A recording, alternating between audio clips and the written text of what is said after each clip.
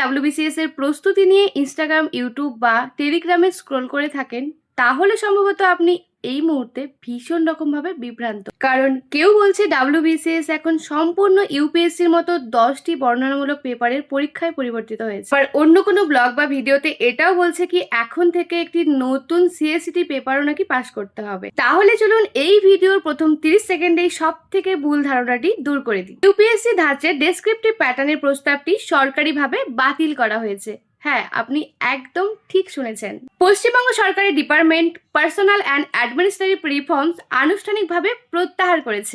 সরকার স্পষ্টভাবে জানিয়েছে যে দীর্ঘ বর্ণনামূলক ইউপিএসসি স্টাইলের পরীক্ষার পরিবর্তে ঠিক আগের মতোই অবজেক্টিভ এমসিকিউ প্যাটার্ন বহাল থাকবে। যদি আপনি ইজি রাইটিং বা এথিক্স কেস স্টাডি নিয়ে চিন্তায় রাতের ঘুম হারিয়ে ফেলছেন, তাহলে কিন্তু আপনি এক্ষুনি নিশ্চিন্ত হতে পারেন।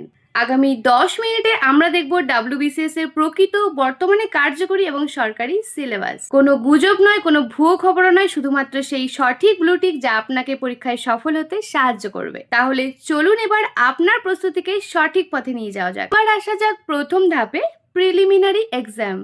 অনেক গুজব ছড়ালেও ডাব্লিউবিসিএস এর প্রিলিমিনারি এক্সামের এখনো মাত্র একটি পেপারের পরীক্ষা।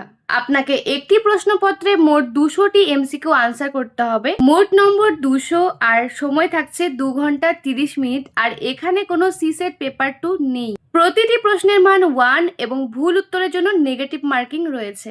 আর এই 200 নম্বরকে সমানভাবে 8টি বিভাগে ভাগ করা হয়েছে আর প্রতিটা বিভাগে রয়েছে 25 নম্বর করে। ইংলিশ কম্পোজিশন, এখানে গ্রামার, সিনোনিম, অ্যান্টোনিম এবং ফ্রেজাল ভার্ব থেকেও কোশ্চেন আসে। জেনারেল সায়েন্স, দৈনন্দিন জীবনের ফিজিক্স, কেমিস্ট্রি এবং বায়োলজির মৌলিক ধারণা। কারেন্ট ইভেন্টস, জাতীয় এবং আন্তর্জাতিক গুরুত্বপূর্ণ সাম্প্রতিক ঘটনাবলী।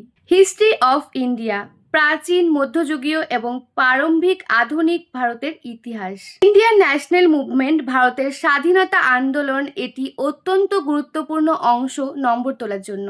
জিওগ্রাফি অফ ইন্ডিয়া, ভারতের ভূগোলের পাশাপাশি পশ্চিমবঙ্গের ভূগোলেরও বিশেষ গুরুত্ব দেওয়া হয়। ইন্ডিয়ান পলিটি অ্যান্ড ইকোনমি, ভারতের সংবিধান, অর্থনীতি, ব্যাংকিং ব্যবস্থা এবং পরিকল্পনা। General mental ability, logical reasoning, analytical thinking and basic arithmetic. মনে রাখবেন, প্রিলিমিনারি এক্সাম শুধুমাত্র একটি স্ক্রিনিং টেস্ট, আর এই পরীক্ষার নম্বর ফাইনাল মেরিট লিস্টে যোগ হয় না। তবে মেন্সে যাওয়ার জন্য আপনাকে অবশ্যই কাট অফ অতিক্রম করতে হবে। এবার আসি মেন্স এক্সামিনেশনে, কারণ সবচেয়ে বেশি ভুল তথ্য এখানেই ছড়ানো হয়। অনেকেই বলে এখন নাকি সব বিষয়ে ইউপিএসসির মতো বর্ণনামূলক উত্তর লিখতে হবে, কিন্তু বাস্তবে বিষয়টি একেবারেই এক নয়। বর্তমানে ডাব্লিউবিসিএস এর মেন্সে রয়েছে 6টি বাধ্যতামূলক পেপার, প্রতিটির পূর্ণমান 200 আর সময় রয়েছে 3 ঘন্টা। আর এই পেপারগুলো 2টি ভাগে ভাগ করা হয়েছে। কনভেনশনাল রাইটিং পেপার, শুধুমাত্র পেপার 1 এবং পেপার 2তেই আপনাকে লিখিত উত্তর লিখতে হবে। পেপার 1 বাংলা, হিন্দি, উর্দু, নেপালি, সাঁওতালি, যে ভাষাটি প্রযোজ্য। পেপার 2 এখানে easy writing, letter writing, পেসিস and অন্যান্য ভাষাভিত্তিক প্রশ্ন থাকবে। Objective MCQ papers, paper 3, 4, 5 and 6 সম্পূর্ণ অবজেক্টিভ এমসিকিউ ভিত্তিক। এখানে আপনাকে ওএমআর শিটে উত্তর দিতে হবে, কোনো দীর্ঘ উত্তর লিখতে হবে না। পেপার 3 জেনারেল স্টাডিজ, ভারতের ইতিহাস, বিশেষত স্বাধীনতা আন্দোলন এবং ভারতের ভূগোল, পশ্চিমবঙ্গের ওপর বিশেষ গুরুত্ব সহ। Paper 4 general studies, science, scientific development, environment, technology and global current affairs. Paper 5 ভারতের সংবিধান, ভারতীয় অর্থনীতি অ্যান্ড রিজার্ভ ব্যাংক অফ ইন্ডিয়ার ভূমিকাও কার্যকরী। পেপার 6 অ্যারিথমেটিক অ্যান্ড রিজনিং, এখানে গণিত, লজিক্যাল রিজনিং অ্যান্ড অ্যানালাইটিক্যাল এবিলিটির ওপর প্রশ্ন থাকবে। অর্থাৎ মোট 6টি বাধ্যতামূলক পেপারের মধ্যে 4টি পেপারই কিন্তু এমসিকিউ ভিত্তিক।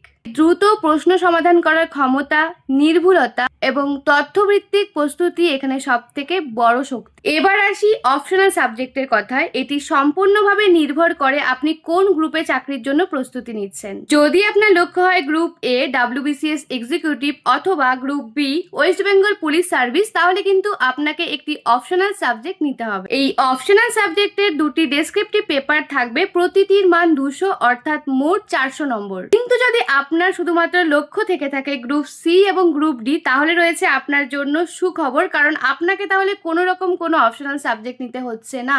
আপনার ফলাফল শুধুমাত্র সেই 6টি কম্পালসারি পেপারের ওপরেই নির্ধারিত হবে। ফলে গ্রুপ সি এবং গ্রুপ ডি পরীক্ষার্থীদের জন্য প্রস্তুতি তুলনামূলকভাবে আরও সহজ এবং সরল। এখন যখন আমাদের সমস্ত বিভ্রান্তি দূর হলো আর আমরা প্রকৃত সিলেবাসও জেনে গেছি, তাহলে প্রশ্ন হচ্ছে আমাদের পরীক্ষার সফল হওয়ার আসল কৌশলটা কি তাই তো? প্রথমত, আপনার প্রস্তুতির ধরনকে আবারও সেই WBCS কেন্দ্রিক করা। ধন্যবাদ।